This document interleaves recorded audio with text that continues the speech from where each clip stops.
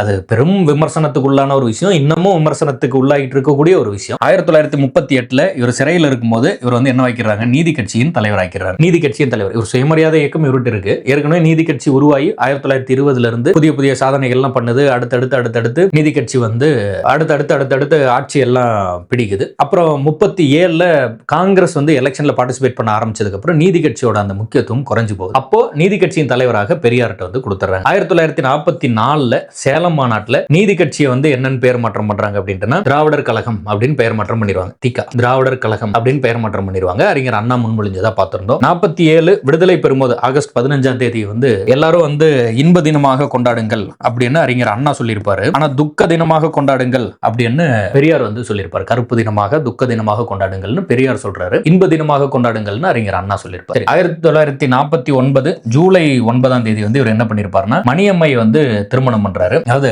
அப்போ வந்து இவருடைய வயது வந்து 70, மணியம்மைக்கு வந்து 32 வயது. அது பெரும் விமர்சனத்துக்குள்ளான ஒரு விஷயம், இன்னமும் விமர்சனத்துக்கு உள்ளாகிட்டு இருக்கக்கூடிய ஒரு விஷயம். நீங்க அதுல வந்து என்ன பாயிண்ட், என்ன டேட்டா, பரீட்சைக்கு என்ன கேட்பாங்க அந்த ஆங்கிள் சொல்லிடுறேன். அதுக்கப்புறம் நீங்க என்ன ஒப்பீனியனால எடுத்துக்கலாம், அது உங்களோட விருப்பம். பட் அந்த டேட் மறந்துடக்கூடாது, ஞாபகம் வச்சுக்கோங்க. 1949 இவர் எப்ப பிறக்கிறாரு பெரியாரு? 1879. 1879 நீங்க ஈஸியா ஞாபகம் வச்சுக்கலாம். 79 49. அப்ப 49 தான் மணியம்மை அவர்களுடைய திருமணம் வந்து நடக்குது. மணியம்மை வந்து வளர்ப்பு மகளாக இருப்பாங்க. அதுக்கப்புறம் அந்த சொத்து சார்ந்த சில சட்டங்கள் வரும். அதுக்காக இவர் வந்து என்ன பண்ணிடுவாருன்னா அவங்களை வந்து திருமணம் பண்ணிடுவாரு. நாகம்மை வந்து 1933 இறந்துட்டாங்கன்னு பார்த்தோம், பெரியாருடைய மனைவி. அதுக்கப்புறம் அவர் மறுமணம் பண்றாரு. சரி, 1949 ஜூலைல இவர் வந்து இந்த மாதிரி மறுமணம் பண்ணிக்கிட்டதுனால இதுல சில முரண்பாடுகள் ஏற்பட்டு அறிஞர் அண்ணா வந்து பிரிஞ்சு போறாரு. கலைஞர், நாவலர் நெடுஞ்செழியன், இது மாதிரி முக்கிய தலைவர்கள் நிறைய பேர் அறிஞர் அண்ணாவோட போயிடுவாங்க. அப்ப செப்டம்பர் 17 1947 செப்டம்பர் 17 டேட் புரியுதுன்னு நினைக்கிறேன், பெரியாரோட பிறந்த நாள். கரெக்டா பெரியாரோட பிறந்த நாள் அன்னைக்கு என்ன பண்ணிடுவாங்க அப்படின்ட்டுனா அறிஞர் அண்ணா வந்து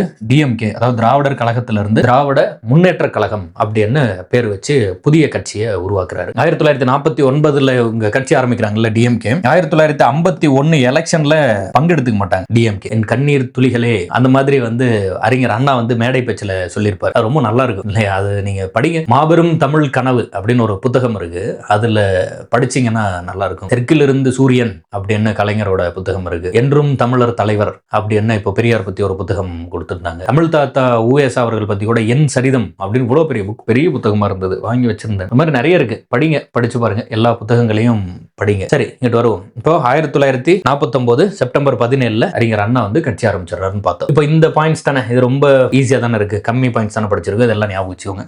என்ன சொன்னோம்? 1938